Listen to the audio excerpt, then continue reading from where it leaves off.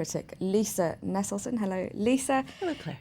Now, they say that these days most films are aimed at teenagers, but we're going to focus today unapologetically on films aimed at adults.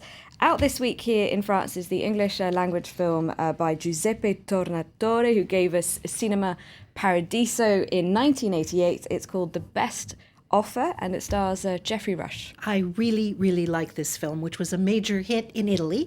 Nobody likes an expert who's too sure of him or herself, but Geoffrey Rush is absolutely perfect as one Virgil Oldman, a fastidious auctioneer with a very trained eye for the value of paintings and techniques and a very cold heart when it comes to human interactions. He wears gloves so that he doesn't actually have to touch other people, but for the first time in his orderly life, he finds himself eager to reach out when a mysterious woman telephones asking him to evaluate the valuable contents of a mansion she's just inherited. So the woman who commissioned him doesn't have money problems, but she has other problems.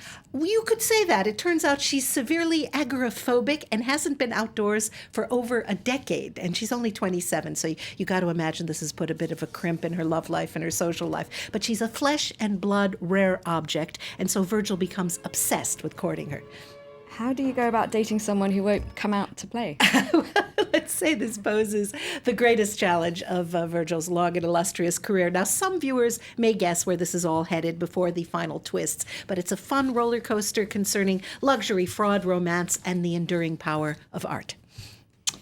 Okay, now what people of a certain age will do for affection and a friendly ear is also at the heart of an American independent film called Fading a Gigolo. The movie has a surprising cast, including Woody Allen, Sharon Stone, and France's very own Vanessa Paradis. Yes, this is another movie I like quite a bit. Fading Gigolo is out first here in France, very soon in the UK, and at the end of May in the US. John Turturro has been acting for over 30 years. He's been in 9 of Spike Lee's films. He's worked 4 times with the Coen brothers, but he has also written and directed 5 films since his debut, which was called Mac in 1992, and which won the Camera d'Or at Cannes for the best film by a first-time director in that year's festival. Now, do I have the premise right? Woody Allen plays a pimp. Yes, well, that sounds crass, but yes, that is one of the terms for what his character Murray Schwartz ends up doing. One thing leads to another. Let's just take a look. I was at my dermatologist today. She was with her girlfriend, and they came to the conclusion that they both wanted to have a menage. I was thinking of you. You need the money, and I'm closing shop. I am not a beautiful man. Maybe I should try your guy out first, alone. Just me and him. You do this often? No, I mean, So this is kind of a part-time thing. you could say that.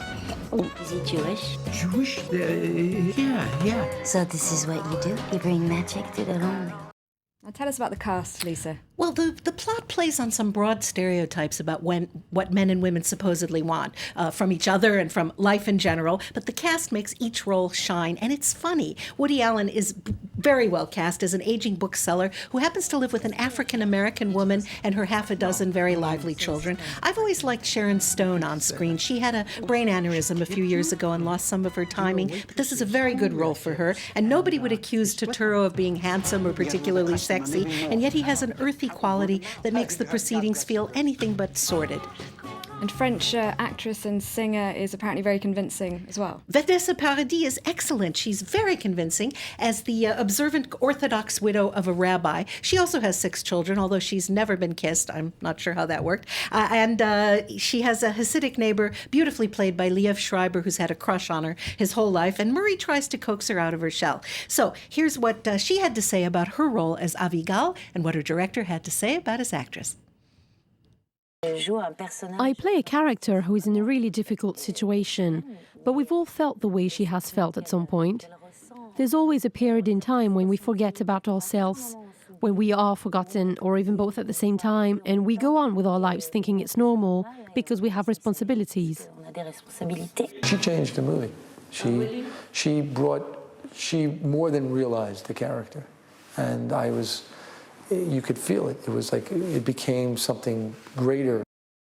All right, that's all we've got time for. Thank you very much. Lisa, we'll see you again tomorrow. And You'll be talking to us about the films in the Cannes Film Festival are announced tomorrow. Great, look forward to it. Thank you, Lisa.